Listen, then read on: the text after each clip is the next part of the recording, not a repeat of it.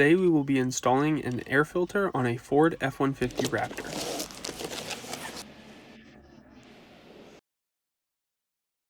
The tools needed for this job are as follows: an 8mm short socket, a small flathead screwdriver, and a ratchet or socket driver.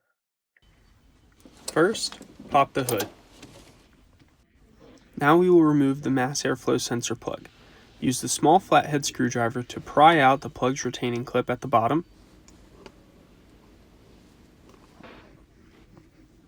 and then squeeze the release tab and pull. Use your 8mm socket to loosen the hose clamp that is attached to the air filter lid.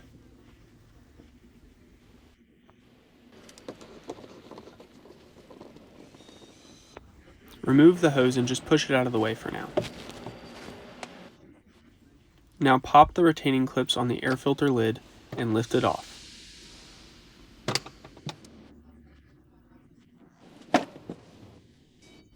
Now remove the old air filter, and we're going to be reinstalling this Max Speeding Rod's air filter. Place the air filter in the housing and give it a firm press to make sure it's seated correctly. When you're done and you think it's seated, grab the air filter lid, place it on top,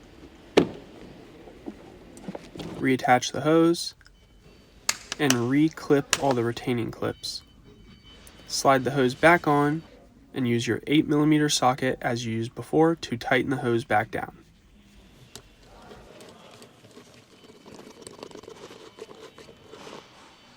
Now you can plug back in your mass airflow sensor.